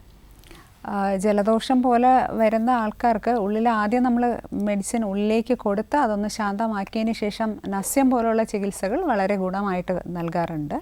നസ്യം എന്ന് പറയുമ്പോൾ മൂക്കിലേക്ക് മരുന്ന് എത്തിക്കുന്നത്, ഞാൻ നേരത്തെ പറഞ്ഞിരുന്നല്ലോ പഞ്ചകർമ്മ ചികിത്സ എന്ന്. അപ്പോൾ അതിൽ വരുന്ന ഒരു മെയിനായിട്ടുള്ള ഒരു കർമ്മമാണ് നസ്യം എന്ന് പറയുന്നത്. മൂക്കിൽ മരുന്ന് എത്തിക്കുമ്പം തന്നെ നമുക്ക് വർഷങ്ങളായി അലട്ടുന്ന മൈഗ്രെയിൻ ആണെങ്കിലും അതുപോലെ തുമ്മൽ, ജലദോഷം പോലെയുള്ള കണ്ടീഷൻസൊക്കെ ഒരു പരിധിവരെ നിയന്ത്രിക്കാൻ കഴിയും. സാധാരണ ഈ കർക്കിടക ചികിത്സയിൽ എന്തൊക്കെ തെറാപ്പീസാണ് നമ്മൾ ചെയ്യുന്നത്? മസാജ്, അതിന് അഭ്യംഗം എന്നാണ് ആയുർവേദത്തിൽ പറയുന്നത്. അതിനോടൊപ്പം ഒരു സ്വേദം എന്ന് വെച്ച് കഴിഞ്ഞാൽ ആവി കൊടുക്കുക. ഇപ്പം ആവി മിഷൻ കണ്ടിട്ടുണ്ടാവും, സ്റ്റീം ബാത്ത് ചെയ്യാം. ഇല്ലാന്നുണ്ടെങ്കിൽ ചൂടുവെള്ളത്തിൽ കുളിക്കാം. പിന്നെ കിഴികൾ, ധാരാളം കിഴികളുണ്ട്. ഇലക്കിഴി, നാരങ്ങക്കിഴി, ഞവരക്കിഴി, പൊടിക്കിഴി. അപ്പം ആ കിഴികൾ ഉപയോഗിക്കുന്നുണ്ട്. പിന്നെ വരുന്നത് ധാര, ശരീരമാസകല എണ്ണയായിട്ട് ഒഴിക്കും. അതിനെ കായസേകം എന്ന് പറയും. കഷായം വെച്ചിട്ട് ധാര ചെയ്യാറുണ്ട്. അപ്പം നീര്, വേദനയൊക്കെ ഉള്ള കണ്ടീഷന് നമ്മൾ കഷായ ധാര ചെയ്യാറുണ്ട്. ആ ധാര ചെയ്യാം. പിന്നെ പറഞ്ഞ പഞ്ചകർമ്മ ചികിത്സകളാണ് വരുന്നത്. നേരത്തെ പറഞ്ഞിരുന്നല്ലോ 5 തരത്തിലുള്ള. അപ്പോൾ അവയൊക്കെയാണ് പൊതുവേ ചെയ്യുന്ന ചികിത്സാ രീതികൾ. സാധാരണ ഈ കർക്കിടക ചികിത്സയുടെ ഭാഗമായിട്ട് നമ്മൾ മസാജ് ചെയ്യുമ്പോൾ അത് എങ്ങനെയാണ്, ഒരു ഫുൾ ബോഡി മസാജ് ആയിട്ടാണോ ചെയ്യുന്നത്? എങ്ങനെയാണ് അതിൻ്റെ ഒരു ട്രീറ്റ്മെൻറ്റ്? കർക്കിടക ചികിത്സയുടെ ഭാഗമായിട്ട് ചെയ്യുമ്പോൾ ഫുൾ ബോഡി മസാജ് ചെയ്തിട്ടേ ഗുണമുള്ളൂ. ഇപ്പം നമുക്കിപ്പം മുട്ടിൽ മാത്രമാണ് വേദന എന്ന് പറഞ്ഞ് വന്നാലും മുട്ടെന്ന് പറയുന്നത് നമ്മുടെ ശരീരത്തെ താങ്ങുന്ന ഏറ്റവും വലിയൊരു ജോയിൻ്റ് ആണല്ലോ. അപ്പം മേൾഭാഗം കൂടെ ക്ലിയർ ചെയ്താൽ മാത്രമേ അതിന് വീണ്ടും ബലം കിട്ടുകയുള്ളൂ. അപ്പോൾ ഫുൾ ബോഡി ആയിട്ട് തന്നെ ചെയ്താൽ ഗുണം കിട്ടും. ഓക്കെ ഡോക്ടർ, എത്ര ദിവസമാണ് ശരിക്കും നമ്മൾ ഈ കർക്കിടക ചികിത്സ എടുക്കേണ്ടത്? കാരണം നമുക്ക് 30 ദിവസം നമ്മുടെ മുൻപിൽ ഈ ഒരു കർക്കിടക മാസം മുഴുവൻ ഉണ്ട്. പക്ഷേ അതിൽ ചിലർക്ക് എല്ലാ ദിവസവും പറ്റുന്നവരുണ്ടാവും, ചിലവർക്ക് ചിലപ്പോൾ ആഴ്ചയിൽ ഒരിക്കലേ പറ്റുന്നുണ്ട്. അപ്പം ഇതെങ്ങനെയാണ് നമ്മൾ ആസ് എ ഡോക്ടർ എങ്ങനെയാണ് ഈ റിക്വയർമെൻറ്റ്സിനെ എങ്ങനെയാണ് നമുക്ക് സാറ്റിസ്ഫൈ ചെയ്യാൻ പറ്റുന്നത്? നമ്മൾ ചികിത്സ എന്ന് പറയുമ്പോൾ നമുക്ക് ഒരു ദിവസം തൊട്ട് തുടങ്ങാം. സിംഗിൾ ഡേ റിജുവനേഷൻ വരുന്ന ആൾക്കാരുണ്ട്, വേറെ കുഴപ്പമൊന്നുമില്ല, അയാൾക്കൊന്ന് റിജുവനേറ്റ് ചെയ്യണം ഫുൾ ബോഡി. അപ്പം ആ രീതിയിൽ നമുക്ക് ചികിത്സ ചെയ്യാൻ പറ്റും. അത് രാവിലെ മുതൽ വൈകിട്ട് വരെ ഒരു ദിവസം ഇല്ല, ഒരു ദിവസം എന്ന് പറയുമ്പോഴത്തേക്ക് ഒരു 2-3 മണിക്കൂർ നേരത്തെ ചികിത്സയായിരിക്കും ചെയ്യുന്നത്, 3 hours. പിന്നെ കുറച്ചും കൂടെ വേറെ ബുദ്ധിമുട്ടുകളുള്ള ആൾക്കാരാണ്, അപ്പം ഇരുന്ന് ജോലിയൊക്കെ ചെയ്യുന്ന ആൾക്കാരാണെങ്കിൽ ഞങ്ങൾ പറയും ഒരു 5 ദിവസത്തെ ട്രീറ്റ്മെൻറ്റെങ്കിലും എടുക്കുന്നതായിരിക്കും നല്ലത്. അപ്പോൾ അതിൽ ഫുൾ ബോഡി മസാജും അതിനോടൊപ്പം കിഴികളും ഒക്കെ ചെയ്ത് കൊടുക്കാറുണ്ട്. അത് ഈ അടുത്ത 5 ദിവസം ഒരുമിച്ച് തന്നെ ചെയ്യണം. ട്രീറ്റ്മെൻറ്റ് എടുക്കുമ്പോൾ കഴിയുന്നതും അടുപ്പിച്ചുള്ള ദിവസങ്ങളിലാണ് ഏറ്റവും ഗുണകരമായിട്ട് വരുന്നത്. സ്ത്രീകളാണെങ്കിൽ ആർത്തവ സമയത്ത് നമ്മൾ ചെയ്യാറില്ല, അതൊഴിച്ചിട്ടുള്ള ദിവസങ്ങളിൽ ചെയ്യും. പുരുഷന്മാരാണെങ്കിലും ഇതുപോലെ അടുപ്പിച്ച് ചെയ്താൽ മാത്രമേ നമുക്ക് ആ ശരീരത്തിന് ഗുണം കിട്ടുകയുള്ളൂ. അപ്പം ഒരു ദിവസം ഉണ്ട്, 5 ദിവസമുണ്ട്, 3 ദിവസമായിട്ടും ചെയ്യാറുണ്ട്, 3 ദിവസമായിട്ടും ചെയ്യാറുണ്ട്. പിന്നെ 7 ദിവസത്തെ ചികിത്സ വരുമ്പോഴത്തേക്ക് നമുക്കൊരു മിനി ഡീടോക്സിഫിക്കേഷൻ പോലെ കിട്ടും. 7 ദിവസം എന്ന് പറയുമ്പോൾ 2-3 ദിവസം എണ്ണയിട്ടുള്ള തടവലും ഒരു കിഴി, അനുയോജ്യമായിട്ടുള്ള ഒരു കിഴിയും, പിന്നെ ഒരു നസ്യം ഇല്ലെങ്കിൽ സ്നേഹാവസ്ഥ പോലുള്ള ചികിത്സകളൊക്കെ കൊടുക്കുമ്പോൾ അതൊരു മിനി ഡീടോക്സിഫിക്കേഷൻ പോലെ വരും. പിന്നെ 15 ദിവസത്തെ ചികിത്സയുണ്ട്, 2 ആഴ്ചയോടെ വരുന്ന ഒരു ചികിത്സ ക്രമമാണ്. അതിൽ നമ്മൾ വസ്തി എന്ന് പറയുന്ന വാദത്തെയൊക്കെ കുറയ്ക്കുന്നതിനുള്ള ചികിത്സ ചെയ്യാറുണ്ട്. പിന്നെ 21 ദിവസം എടുക്കുന്ന ആൾക്കാരുമുണ്ട്. കുറച്ചും കൂടെ സ്ഥിരം എടുക്കുന്ന ആൾക്കാരാണെങ്കിൽ അവരെ വന്ന് 21 ദിവസത്തെ നേരത്തെ ബുക്ക് ചെയ്തിട്ടേക്കും. കഴിഞ്ഞ വർഷം ചെയ്തതാണ്, അവർക്ക് ഗുണമുള്ളതുകൊണ്ടാണല്ലോ എല്ലാ വർഷവും വന്ന് ചെയ്യുന്നത്. അപ്പം അങ്ങനെ 21 ദിവസം ഉണ്ട്, 41 ദിവസം ചെയ്യുന്ന ആൾക്കാരുണ്ട്.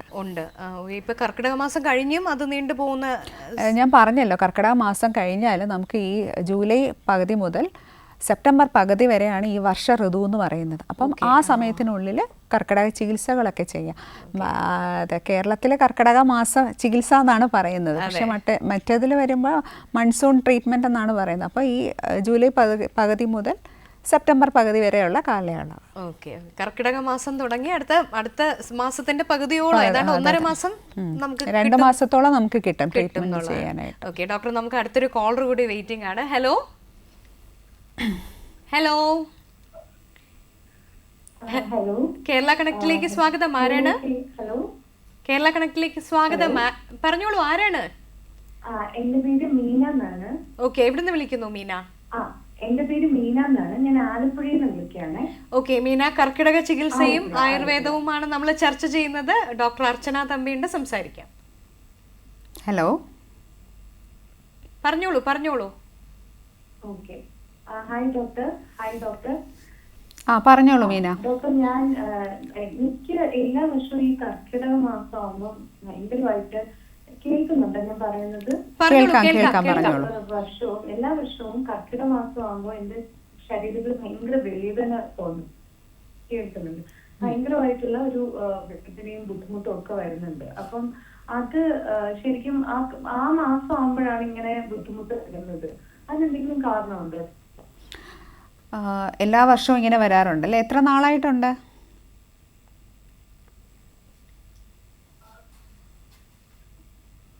കേൾക്കാമോ? 3-4 വർഷമായിട്ട് നോക്കുകയാണെന്നുണ്ടെങ്കിൽ ആ ഒരു കർക്കിടക മാസം അങ്ങനെ അടുക്കുമ്പോഴേക്കും ഭയങ്കര ബുദ്ധിമുട്ടും ദേഹം വേദനയും ഒക്കെയാണ് വരുന്നത്. മീനിക്ക് എത്ര വയസ്സായി? ഒരു ഡിലേ ഉണ്ട് ഉത്തരം കിട്ടാനായിട്ട്. പറഞ്ഞോളൂ. 39. ഓക്കെ. ആർത്തവം എല്ലാം ക്രമമായിട്ടാണോ വരുന്നത്?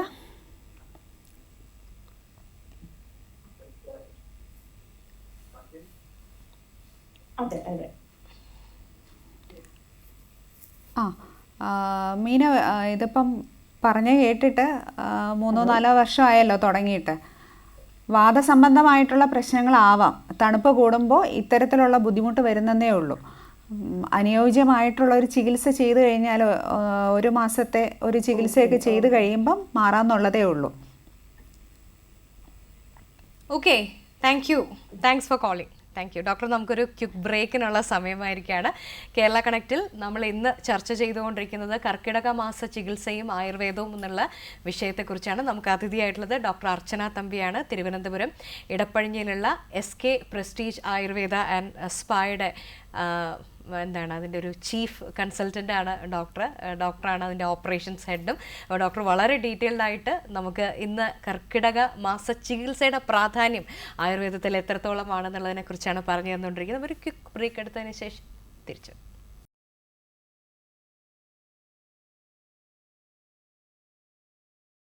Welcome back to Kerala connect once again. Karkidaka ചികിത്സയും ആയുർവേദവും എന്നുള്ള വിഷയത്തെക്കുറിച്ചാണ് ഇന്ന് കേരള കണക്ട് ചർച്ച ചെയ്തുകൊണ്ടിരിക്കുന്നത്. നമുക്ക് അതിഥിയായിട്ടുള്ളത് ഡോക്ടർ അർച്ചന തമ്പിയാണ്. തിരുവനന്തപുരം ഇടപ്പഴിഞ്ഞിലുള്ള SK പ്രസ്റ്റീജ് ആയുർവേദ ആൻഡ് സ്പൈയിലെ സീനിയർ കൺസൾട്ടൻ്റ് ആണ്, ഫിസിഷ്യനാണ്, ഓപ്പറേഷൻസ് ഹെഡാണ്. ഡോക്ടർ, കൂടുതൽ ചോദ്യങ്ങളിലേക്ക് നമുക്ക് പോകാം. ഡോക്ടർ, ഇപ്പം നമ്മൾ ഈ പഞ്ചകർമ്മ ചികിത്സ എന്ന് പറയുന്നത് വളരെ എല്ലാവർക്കും ഫെമിലിയർ ആയിട്ടുള്ളൊരു ടേമാണ്. പക്ഷേ എന്താണ് ഈ പഞ്ചകർമ്മ ചികിത്സയിൽ എന്താണ് ചെയ്യുന്നത്? പ്രത്യേകിച്ച് ഈ കർക്കിടക മാസത്തിൽ എന്തൊക്കെ പഞ്ചകർമ്മ ചികിത്സകളാണ് ചെയ്യുന്നതെന്നൊന്ന് പറയാമോ? പഞ്ചകർമ്മ ചികിത്സ എന്ന് പറയുന്നത് 5 തരത്തിലുള്ള കർമ്മങ്ങളാണ്, 5 തരത്തിലുള്ള മെയിൻ പ്രൊസീജിയേഴ്സാണ്. അത് വമനം, വിരേചനം, വസ്തി, നസ്യം, രക്തമോക്ഷം, ഇവയാണ് 5 എണ്ണം.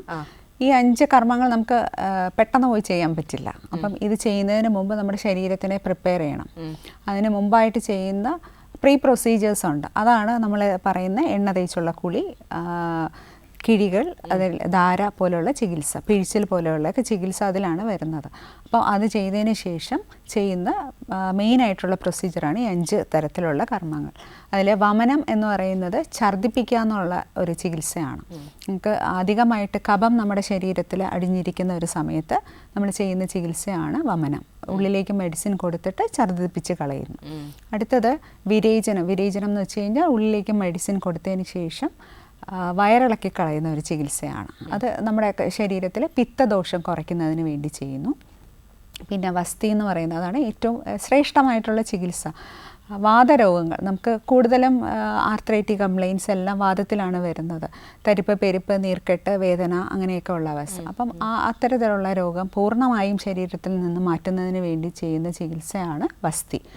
എനിമ, ഉള്ളിൽ രക്തം വഴി നമ്മൾ മെഡിസിൻ കൊടുത്തിട്ട് പുറത്തേക്ക് ദോഷങ്ങളെ കളയുന്ന ചികിത്സയാണ്. പിന്നെ നസ്യം. നസ്യം എന്ന് പറയുമ്പോൾ കഴുത്തിന് മുകളിലോട്ടുള്ള രോഗങ്ങൾക്ക് നമ്മൾ ചെയ്യുന്ന ഒരു ചികിത്സയാണ് നസ്യം. മൂക്കിൽ മരുന്ന് ഒഴിച്ചു കൊടുത്ത് മൈഗ്രെയിൻ അടക്കമുള്ള രോഗങ്ങൾക്ക് ചെയ്യുന്നതാണ്. പിന്നെ രക്തമോക്ഷം. രക്തമോക്ഷം എന്ന് പറയുന്നത് ബ്ലഡ് ലെറ്റിംഗ് ആണ്. നിങ്ങൾ കേട്ടിട്ടുണ്ടാകും, കൊളയട്ടയൊക്കെ വെച്ചിട്ട് ആയുർവേദത്തിൽ ചെയ്യുന്ന ചികിത്സ. അത് രക്തമോക്ഷം അതിലാണ് വരുന്നത്. അപ്പം ഈ കർക്കിടകത്തിൽ നമ്മൾ ഈ ചികിത്സ, അതായത് ഡീടോക്സിഫിക്കേഷൻ ചെയ്യാൻ, ഇതിനാണ് ഈ പഞ്ചകർമ്മ ചികിത്സയിൽ നമ്മൾ ഡീടോക്സിഫിക്കേഷൻ ചികിത്സ എന്ന് പറയുന്നത്. ഇത് ചെയ്യാൻ അനുയോജ്യമായിട്ടുള്ളൊരു സമയം കൂടിയാണ് മൺസൂൺ സീസൺ എന്ന് പറയുന്നത്. കാരണം ദോഷങ്ങളെല്ലാം കൂടി നിൽക്കുകയാണ്, അസന്തുലനാവസ്ഥയിൽ നിൽക്കുകയാണ്. അപ്പോൾ അതിനെ സന്തുലനാവസ്ഥയിൽ കൊണ്ടെത്തിക്കുന്നതിന് നമ്മൾ എണ്ണയൊക്കെ തേച്ച് ശരീരം ഒന്ന് റെഡിയാക്കിയതിന് ശേഷം ഇതിന് അനുയോജ്യമായിട്ടുള്ള ഏതാണോ കണ്ടീഷൻ അത് നോക്കിയിട്ട് ചെയ്യും. ഈ 5 ചികിത്സയും നമ്മൾ ചെയ്യാറുണ്ട്. പക്ഷേ ഒരു പേഴ്സണ് 5 എണ്ണവും നമ്മൾ ചെയ്യാറില്ല. അയാളുടെ കണ്ടീഷൻ നോക്കിയിട്ട് 2ഓ 3ഓ ഒക്കെ സെലക്ട് ചെയ്തിട്ടാണ് ചെയ്യുന്നത്. ഓക്കെ. അപ്പോൾ ഈ കർക്കിടക മാസത്തിൽ നമ്മൾ ഈ 5 എണ്ണം ഉണ്ടെങ്കിലും ഈ പറഞ്ഞതുപോലെ ഓരോരുത്തരെയും നോക്കിയിട്ട് അവർക്ക് ആവശ്യമുള്ളത് മാത്രം. അത് ഞാൻ പറഞ്ഞല്ലോ, വാദം കൂടി നിൽക്കുന്ന ആൾക്കാർക്ക് വേദന, തരിപ്പ്, പെരുപ്പ്, നീർക്കെട്ട് തുടങ്ങിയ അവസ്ഥകളായിരിക്കും കൂടുതൽ. അപ്പം അയാൾക്ക് വസ്തിയായിരിക്കും നമ്മൾ ചെയ്യുന്നത്. ഇപ്പം മൈഗ്രെയിൻ, തലകറക്കം, അല്ലെങ്കിൽ ഉറക്കമില്ലായ്മ, ജലദോഷം, അലർജി പോലെയുള്ള കണ്ടീഷനുള്ള ആൾക്കാർക്ക്, സൈനസൈറ്റീസ് പോലെയുള്ളൊക്കെ ആൾക്കാർക്ക് നമ്മൾ നസ്യമായിരിക്കും ചെയ്യുന്നത്. സ്കിൻ ഡിസീസൊക്കെ ആയിട്ട് വരുന്ന ആൾക്കാർക്ക് വമനോ ഇല്ലെങ്കിൽ വിരേചനോ ആയിരിക്കും ചെയ്യുന്നത്. അപ്പം സെലക്റ്റീവായിട്ടാണ് ചെയ്യുന്നത്. ഓക്കെ ഡോക്ടർ, നമ്മൾ ഈ ഒരു പേഷ്യൻറ്റിനെ ട്രീറ്റ്മെൻറ്റിലേക്ക് കൊണ്ടുപോകുന്നതിന് മുമ്പ് എന്തൊക്കെ ടെസ്റ്റുകളാണ് നിർബന്ധമായിട്ടും ചെയ്യിപ്പിക്കുന്നത്? കാരണം ഡോക്ടർ പറഞ്ഞു പലരുടെയും ഹെൽത്ത് കണ്ടീഷൻ ഡിഫറെൻ്റ് ആണ്, അപ്പോൾ അതിനനുസരിച്ചായിരിക്കും. അപ്പോൾ നിർബന്ധമായിട്ടും ഈ ട്രീറ്റ്മെൻറ്റ് ചെയ്യുന്നതിന് മുമ്പ് നമ്മളിപ്പം ഫോർ എക്സാമ്പിൾ ഇപ്പം BP, ഷുഗർ, തൈറോയിഡ്, അങ്ങനെ എന്തൊക്കെ കാര്യങ്ങളാണ്? അല്ല, നമ്മുടെ സെൻറ്ററിലാണെങ്കിൽ നമ്മൾ വരുന്ന എല്ലാ പേഷ്യൻസിനും BPയും ഷുഗറും ഒക്കെ ചെക്ക് ചെയ്തതിന് ശേഷമാണ് കയറ്റുന്നത്. കാരണം BP ഒക്കെ കൂടുതലാണെങ്കിൽ അതനുസരിച്ചിട്ട് ഒന്ന് കുറച്ചതിന് ശേഷം മാത്രമേ ചെയ്യുള്ളൂ. ചില ആൾക്കാർക്ക് നമ്മൾ ഉള്ളിൽ മെഡിസിൻ കൊടുക്കേണ്ടി വരും, ഇല്ലെങ്കിൽ നേരത്തെ പറഞ്ഞതുപോലെ തളം പോലെയുള്ള ചികിത്സയൊക്കെ ചെയ്ത് ഒന്ന് നോർമലാക്കിയതിന് ശേഷമായിരിക്കും ട്രീറ്റ്മെൻറ്റ് ചെയ്യുന്നത്. പിന്നെ ഈ സ്കിൻ ഡിസീസ് പോലെയുള്ളതാണെങ്കിൽ നമ്മൾ സാധാരണ ചെയ്യുന്ന ബ്ലഡ് ഇൻവെസ്റ്റിഗേഷൻസ് എല്ലാം ചെയ്തിട്ടാണ് ചെയ്യുന്നത്. LFT പോലെയുള്ളതും ഇതിൽ ഉൾപ്പെടുത്താറുണ്ട്. ബ്ലഡ് ലെറ്റിംഗ് തെറാപ്പി ചെയ്യുമ്പോൾ നമ്മൾ bleeding time, clotting time extra നമ്മൾ നോക്കാറുണ്ട്. എത്ര നേരം അയാൾക്ക് ബ്ലീഡിങ് ഉണ്ടാവും, അപ്പം അതൊക്കെ നോക്കിയതിന് ശേഷമായിരിക്കും ബ്ലഡ് എടുക്കാനായിട്ട് ചികിത്സ ചെയ്യുന്നത്. ഓക്കെ ഡോക്ടർ, ഈ നമ്മുടെ കേരളത്തെ സംബന്ധിച്ചിടത്തോളം മിക്കവാറും ആൾക്കാരൊക്കെ ഒരു ഏജ് കഴിഞ്ഞു കഴിഞ്ഞാൽ, അല്ലെങ്കിൽ ഇപ്പം എനിക്ക് തോന്നുന്നു വളരെ ഏർലി ആയിട്ടാണ് പലർക്കും ഇപ്പോൾ BP, ഷുഗർ പോലുള്ള പ്രശ്നങ്ങൾ വരുന്നത്. അപ്പം അവരിൽ പലരെ സംബന്ധിച്ചിടത്തോളം ഈ ഒരു ചികിത്സ കൊണ്ട് അവരുടെ ഒരു മൊത്തം ഹെൽത്ത് ക്ലിയർ ചെയ്യുക. ഇപ്പോൾ ഡോക്ടർ പറഞ്ഞ പോലെ വെറും ഒരു കർക്കിടക ചികിത്സയല്ല, അതിനപ്പുറത്തേക്ക് ആരോഗ്യ സംരക്ഷണമാണ് അതിൽ നോക്കുന്നത്. ആയുർവേദം എന്ന് പറയുന്നത് തന്നെ ഒരു ജീവിതത്തെ നമ്മൾ നിയന്ത്രിക്കുന്നതിനുള്ള ഒരു ചികിത്സയാണ്. ജീവിതശൈലിക്ക് നമ്മൾ പ്രാധാന്യം കൊടുത്ത്, നമ്മൾ ആയുർവേദത്തിൽ നേരത്തെ പറഞ്ഞ പോലെ ഋതുക്കൾ പറഞ്ഞല്ലോ, അപ്പോൾ ഓരോ ഋതുവിലും നമ്മൾ എന്തൊക്കെ കാര്യങ്ങൾ ചെയ്യണം എന്ന് വ്യക്തമായിട്ട് എഴുതിയിട്ടുണ്ട്. ആ കാര്യങ്ങൾ നമ്മൾ ചെയ്യുകയാണെങ്കിൽ നമുക്ക് അടുത്ത രോഗം വരില്ല. അതുപോലെ ദിനചര്യ എന്ന് പറയുന്നുണ്ട്. ഓരോ ദിവസവും നമ്മൾ എന്തൊക്കെ ചെയ്യണം, രാവിലെ എണീക്കുന്ന സമയം തൊട്ട് ഉറങ്ങുന്ന സമയം വരെ നമ്മൾ എന്തൊക്കെയാണ് ചെയ്യേണ്ടത്, നമ്മൾ ആരോഗ്യം പരിപാലിക്കാൻ എന്തൊക്കെ ചെയ്യണം എന്ന് വ്യക്തമായിട്ട് പറഞ്ഞിട്ടുണ്ട്. അപ്പം ഇന്നത്തെ നമ്മളെ ഫാസ്റ്റ് ആയിട്ടുള്ള ലൈഫാകുമ്പോൾ നമ്മൾ ഒരു ദിവസം ഒരു നേരമെങ്കിലും പുറത്തുനിന്ന് ഭക്ഷണം കഴിക്കാത്ത ദിവസമില്ല. ഒരു ചായയെങ്കിലും വാങ്ങിച്ചു കുടിക്കും. പണ്ട് അങ്ങനെ ആയിരുന്നില്ല. എല്ലാവരും രാവിലെ എണീക്കുന്നു, വീട്ടിലെ ഭക്ഷണം മാത്രം കഴിക്കുന്നു, വാഹനങ്ങളില്ല, അപ്പം മാക്സിമം നടക്കുന്നു, ഇല്ലെങ്കിൽ ഓടുന്നു, അങ്ങനെയുള്ള കാര്യങ്ങൾ ചെയ്യുന്നു.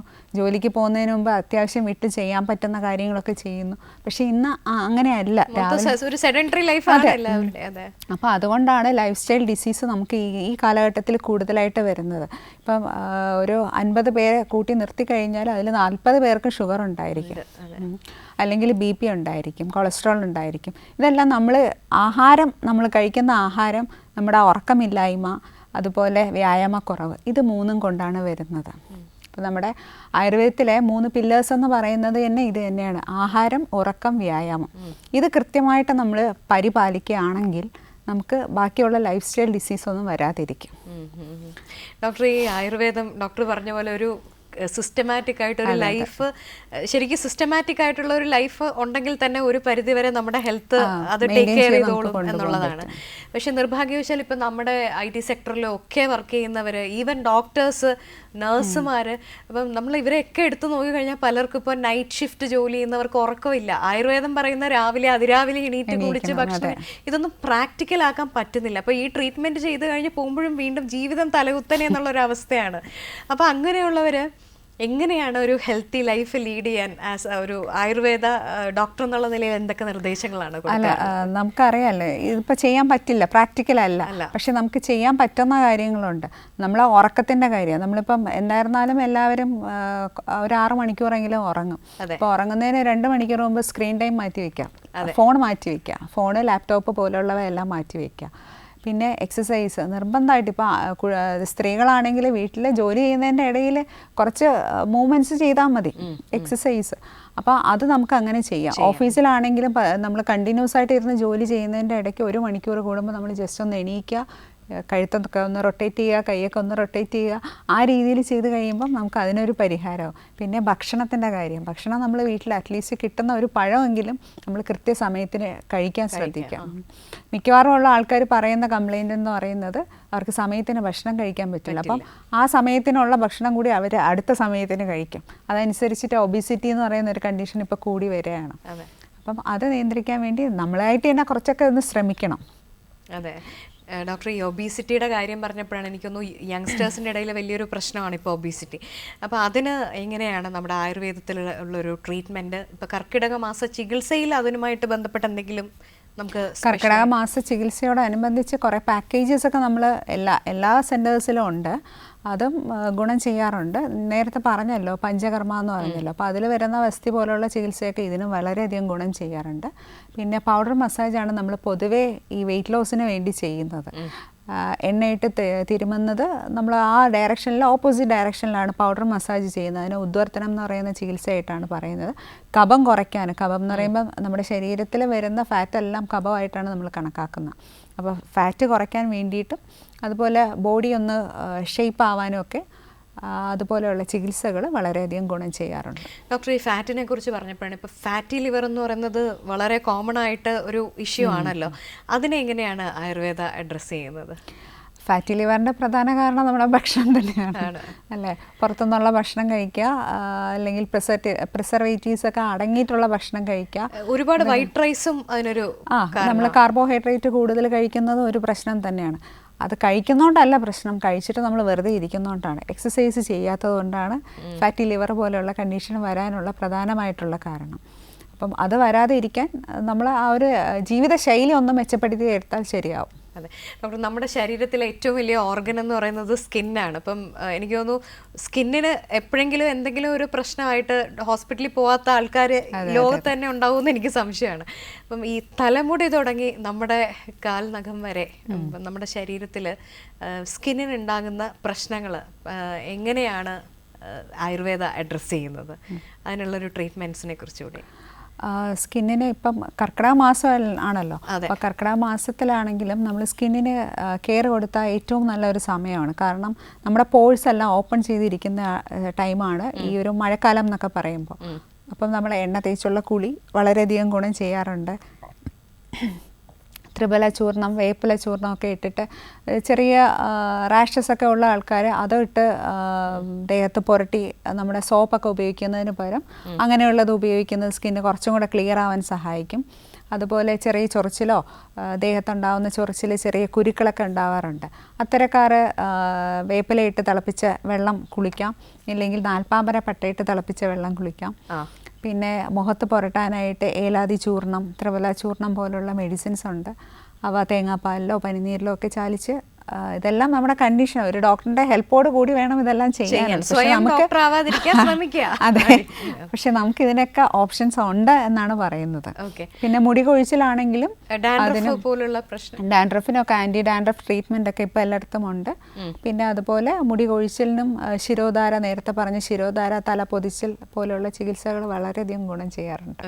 ഡോക്ടർ, ഈ കർക്കിടക മാസത്തെ സംബന്ധിച്ചിടത്തോളം നമ്മുടെ ഈ ട്രീറ്റ്മെന്റ്സിനെ കുറിച്ച് ഡോക്ടർ ഡീറ്റെയിൽഡ് ആയിട്ട് പറഞ്ഞു. പക്ഷെ ആൾക്കാർക്ക് എനിക്ക് തോന്നുന്നു അതുപോലെ അറിയാൻ താല്പര്യമുള്ള ഒരു കാര്യമാണ് ഈ കർക്കിടകത്തിലെ ഡയറ്റ്. അപ്പോൾ ഈ കർക്കിടക കഞ്ഞി, എനിക്ക് തോന്നുന്നു നമ്മുടെ ഒരു കോളർ കർക്കിടക കഞ്ഞിയെ കുറിച്ച് ചോദിച്ചിരുന്നു. അപ്പോൾ ശരിക്കും ഇപ്പം നമുക്ക് ഡോക്ടർ പറഞ്ഞ പോലെ പാക്കറ്റിൽ കർക്കിടക കഞ്ഞിയുടെ പാക്സ് ഒക്കെ അവൈലബിൾ ആണ്. അപ്പോൾ എന്തൊക്കെയാണ് ഈ കർക്കിടക കഞ്ഞിയിൽ പ്രധാന ഇൻഗ്രീഡിയൻസ് ആയിട്ട് വരുന്നത്? ഇപ്പോൾ ഇത്തരം പാക്കറ്റ്സ് അല്ലെങ്കിൽ നമുക്ക് അല്ലാതെ ഒരു ഷോപ്പിൽ പോയി കഴിഞ്ഞാൽ എന്തൊക്കെ കാര്യങ്ങൾ വാങ്ങണം, അതെങ്ങനെയാണ് ഉണ്ടാക്കണം? ആയുർവേദത്തിൽ എല്ലാവർക്കും ഇതിന് പലപ്പോഴും ഞാൻ ഒരു ഇല പറിക്കുന്നതിന് പോലും സമയമുണ്ടല്ലോ ആയുർവേദ ശാസ്ത്രപ്രകാരം. അപ്പോൾ അത് ഒന്ന് പറയാമോ? നമുക്ക് മാർക്കറ്റിൽ കിട്ടുന്ന കർക്കിടക കഞ്ഞി എല്ലാം ഗുണനിലവാരം ഉള്ളത് തന്നെയാണ്. അതിൽ 18 മുതൽ 20 വരെയുള്ള മെഡിസിൻസ് ആണ് അതിൽ അടങ്ങിയിരിക്കുന്നത്. എന്തൊക്കെ പൊതുവെ പറയുകയാണെങ്കിൽ കുരുമുളക്, തിപ്പലി, കാട്ടുതിപ്പലി, ജീരകം, പെരുജീരകം, കറുത്ത എള്ള്, പിന്നെ വരുന്നത് ചുക്ക്, അയമോദകം, ആശാളി, വിഴാലരി തുടങ്ങിയ മെഡിസിൻസ് ആണ് അതിൽ വരുന്നത്. പിന്നെ അരി എന്ന് പറയുന്നത് ഞവര അരിയാണ്. ഞവര അരിക്കുള്ള ഒരു പ്രത്യേകതയുണ്ട്, അത് 2 മാസം കൊണ്ടാണ് അതിൻ്റെ പൂർണ്ണ വളർച്ചയിലോട്ട് എത്തുന്നത്. അപ്പോൾ അത് വളരെ ലൈറ്റാണ്, നമുക്ക് ദഹിക്കാൻ എളുപ്പമുള്ളതാണ്. കൂടാതെ ഗ്ലൈസീമിക് ഇൻഡെക്സും താരതമ്യേന മറ്റേ അരിയേക്കാളും കുറവ് തന്നെയാണ്. അപ്പോൾ അതും സുഖമായിട്ട് കഴിക്കാം. പിന്നെ ഞാൻ എൻ്റെ പേഷ്യൻസിൻ്റെ അടുത്ത് പറയുന്നത് അതിൻ്റെ കൂടെ കുറച്ച് പയറും കൂടെ ചേർത്ത് കഴിക്കാൻ. അപ്പോൾ പ്രോട്ടീൻ റിച്ചും കൂടെ ആണല്ലോ, അപ്പോൾ പെട്ടെന്ന് വിശക്കുകയില്ല, എന്നാൽ ശരീരത്തിന് ആവശ്യമായിട്ടുള്ള ഗുണങ്ങൾ കിട്ടുകയും ചെയ്യും. ഡോക്ടർ, അതിൻ്റെ ഒരു പ്രിപ്പറേഷൻ എങ്ങനെയാണ്? സാധാരണ നമ്മൾ കഞ്ഞി വെക്കുന്നത് അല്ല, ഇതിപ്പോൾ ഞവര അരി ചിലപ്പോൾ ഞവര അരിക്കുള്ള ഒരു ഗുണം എന്ന് വെച്ച് കഴിഞ്ഞാൽ ഞാൻ പറഞ്ഞല്ലോ ലൈറ്റാണെന്ന് പറഞ്ഞു, പക്ഷേ അത് വേവിക്കാൻ ചില അവസരത്തിൽ കുറച്ച് ബുദ്ധിമുട്ടുണ്ട്. അപ്പോൾ അത് നമ്മൾ ഒരു 3 മണിക്കൂർ മുമ്പ് കുതിർക്കാൻ വയ്ക്കുക. അതിനോടൊപ്പം പയറും ഉലുവയും നമുക്ക് കുതിർക്കാൻ വയ്ക്കാം. അത് 3 മണിക്കൂർ വെച്ചതിന് ശേഷം നന്നായിട്ട് വേവിച്ച്, ഈ പാക്കറ്റിൽ കിട്ടുന്നതാണെങ്കിൽ അതിൽ പൊടികൾ കാണും, ഇല്ലാന്നുണ്ടെങ്കിൽ നേരത്തെ പറഞ്ഞ മെഡിസിൻസ് എല്ലാം ഒന്ന് പൊടിച്ച് വയ്ക്കുക. അത് ഇതിനോടൊപ്പം ചേർത്ത് 1 സ്പൂൺ വീതം ചേർത്ത് നന്നായിട്ട് തിളപ്പിച്ചതിന് ശേഷം തേങ്ങാപ്പാൽ ഒഴിച്ച് കഴിക്കാം. തേങ്ങാപ്പാൽ ഞാൻ അധികം പറയാറില്ല, കുറച്ചും കൂടെ ഫാറ്റ് കൂടുതലാണ്. അപ്പോൾ അതുകൊണ്ട് ഒരു പിടി തേങ്ങ നമുക്കതിൽ യൂസ് ചെയ്യാം. ഇല്ലാന്നുണ്ടെങ്കിൽ നെയ്യിൽ കുറച്ച് ചെറിയ ഉള്ളി വറുത്തിട്ടിടുന്നത് വയറിന് വളരെയധികം ഗുണം ചെയ്യുന്നതാണ്. അത്തരത്തിൽ നമുക്ക് ഉപയോഗിക്കാം. ഇത് ഉപയോഗിക്കുന്ന സമയത്ത് ശ്രദ്ധിക്കേണ്ട കാര്യം, നമ്മൾ ഇപ്പം ഒന്നുകിൽ രാവിലെ കഴിക്കുക, ഇല്ലെങ്കിൽ രാത്രിയിൽ ഒരു ഭക്ഷണത്തിന് പകരമായിട്ട് കഴിക്കുക. അതിനോടൊപ്പം മാംസം ആഹാരം കഴിക്കാതിരിക്കുന്നതാണ് ഏറ്റവും നല്ലത്. ഒഴിവാക്കുന്നതാണ് നല്ലത്. ഡോക്ടർ, ഇത് കുക്ക് ചെയ്യുന്നതിനെ കുറിച്ച് ഡോക്ടർ പറഞ്ഞില്ല. ഇപ്പം പലപ്പോഴും നമ്മൾ ഈ പല സാധനങ്ങൾ പ്രഷർ കുക്ക് ചെയ്യുമ്പോൾ അതിൻ്റെ ന്യൂട്രിയൻസ് നഷ്ടപ്പെട്ടു പോകുന്ന ഇങ്ങനെ പല ഡോക്ടേഴ്സും പറഞ്ഞു കേട്ടിട്ടുണ്ട്. അപ്പോൾ ഇതിനെ സംബന്ധിച്ചിടത്തോളം ഈ ഞവര അരിയും ഒക്കെ ആകുമ്പോൾ സ്വാഭാവികമായിട്ടൊരു പ്രഷർ കുക്കിങ്ങിലേക്ക് പോവാതെ നമുക്ക് എനിക്ക് തോന്നുന്നു ബുദ്ധിമുട്ടായി. അത് കുറച്ചും കൂടെ ലളിതമാക്കാനാണ് ഇത് കുതിർത്ത് വയ്ക്കാൻ പറയുന്നത്. അപ്പോൾ സാധാരണ പക്ഷെ കുറച്ചുകൂടെ വേവ് ഉള്ളതുകൊണ്ട് കുറച്ച് ടൈം എടുക്കുന്നേ ഉള്ളൂ. ഓക്കെ, അത് സാധാരണഗതിയിൽ എത്ര സമയം എടുക്കും ഡോക്ടർ ഇതൊന്ന് വെന്ത് കിട്ടാനായിട്ട് ഒരു അരമണിക്കൂർ എന്തായിരുന്നാലും എടുക്കും. കുതിർത്ത് കഴിഞ്ഞാലും അരമണിക്കൂർ എടുക്കും എന്നുള്ളതാണ്. ഇപ്പം അതൊരു ബുദ്ധിമുട്ടായിട്ട് ആൾക്കാർ പറയുമ്പോൾ ഞങ്ങൾ പറയും എന്നാൽ കുക്കറിൽ വേവിച്ചോളൂ എന്ന് പറയും. പക്ഷേ ഇത് ഒരിക്കലും ഫ്രിഡ്ജിൽ വെച്ച് നമ്മൾ ഉപയോഗിക്കരുത്. അപ്പം ഇന്ന് നമ്മൾ ഉണ്ടാക്കി അതിൽ കുറച്ച് ബാക്കി വന്നു, അത് ഫ്രിഡ്ജിൽ വെച്ചിട്ട് അടുത്ത ദിവസം ഉപയോഗിക്കാൻ പാടില്ല. ഫ്രഷ് ആയിട്ട് തന്നെ കുക്ക് ചെയ്ത് കഴിക്കണം, അതിലാണ് ഗുണം വരുന്നത്. കർക്കിടക കഞ്ഞിയിലും കള്ളത്തരം കാണിക്കാൻ പാടില്ല, കുറച്ചുകൂടി ലളിതമായിട്ട് പറഞ്ഞു അപ്പ കുക്ക് ചെയ്ത് തന്നെ കഴിക്കുക എന്നുള്ളതാണ്. ഡോക്ടർ, ഈ കർക്കിടക മാസത്തിലെ കുളിയുടെ കാര്യം ഡോക്ടർ ഡീറ്റെയിൽഡ് ആയിട്ട് പറഞ്ഞല്ലോ. അപ്പോൾ സ്വാഭാവികമായിട്ടും തണുപ്പ് ഒരു കാലാവസ്ഥ ഉള്ളൊരു സമയമാണ്. അപ്പം ഈ വൈകുന്നേരങ്ങളിൽ കുളിക്കുന്ന ശീലമുള്ള ആൾക്കാർ അത് മാറ്റി പിടിച്ച് രാവിലെ തന്നെ കുളി മാറ്റേണ്ടതോ അങ്ങനെ എന്തെങ്കിലും, അങ്ങനെ ഒരു മോഡിഫിക്കേഷൻ ലൈഫിൽ വരുത്തേണ്ട സാഹചര്യം? പൊതുവേ കർക്കിടകം തണുപ്പായതുകൊണ്ട് വൈകുന്നേരം കുളിച്ച് കഴിഞ്ഞാൽ നമുക്ക് എന്തായിരുന്നാലും ഒരു അസുഖം ഉണ്ടാവാൻ ചാൻസ് ഉണ്ട്. പിന്നെ ആയുർവേദത്തിൽ പറയുന്നത് വൈകുന്നേരം 5 മണിക്ക് മുമ്പ് കുളിക്കണം. ഒരു 5:30-6 മണിക്ക് ശേഷം വാദം കൂടുതലായിട്ട് നിൽക്കുന്ന ഒരു ടൈമാണ്. ആ സമയത്ത് കുളിച്ച് കഴിഞ്ഞാൽ നമുക്ക് വാതരോഗം ഉണ്ടാവാനുള്ള ഇത് ശരീരത്തിൽ കൂടുതലായിട്ട് കാണാറുണ്ട്. അപ്പം 5 മണിക്ക് മുമ്പായിട്ട് കുളിക്കുന്നതാണ് ഏറ്റവും ഉചിതമായിട്ട് പറയുന്നത്. ഓക്കെ ഡോക്ടർ, ഒരു സംശയം കൂടെ ഉള്ളത്, അതായത് സാധാരണഗതിയിൽ ഇപ്പം എല്ലാ ദിവസവും ഹെയർ വാഷ് ചെയ്യേണ്ട കാര്യമില്ല എന്ന് പറയുന്ന ഒരു ഗ്രൂപ്പ് ഓഫ് പ്രാക്ടീഷണേഴ്സും ഉണ്ട്. പക്ഷെ നമ്മുടെ തനതായിട്ടുള്ള നമ്മുടെ ഒരു നാടൻ ശൈലിയിൽ എല്ലാ ദിവസവും തല കുളിക്കുന്ന ഒരു കൾച്ചറാണ് പൊതുവേ നമ്മൾ കണ്ടിട്ടുള്ളത്. ഇപ്പം 2 വാദങ്ങളും ഉണ്ട്. അപ്പം ആയുർവേദം എന്താണ് അനുശാസിക്കുന്നത്? എല്ലാ ദിവസവും നമ്മൾ എണ്ണ തേച്ച് കുളിക്കണം എന്നാണ്, എങ്ങനെയാണ് അതിൻ്റെ ഒരു രീതി? ആയുർവേദമായതുകൊണ്ട് തന്നെ ഞാൻ എല്ലാ ദിവസവും എണ്ണ തേച്ച് കുളിക്കണം എന്നേ പറയുള്ളൂ. കാരണം എണ്ണ തേച്ച് കുളിക്കുമ്പോൾ നമുക്ക് ശരീരത്തിനും മനസ്സിനുമാണ് ഊർജ്ജം കിട്ടുന്നത്.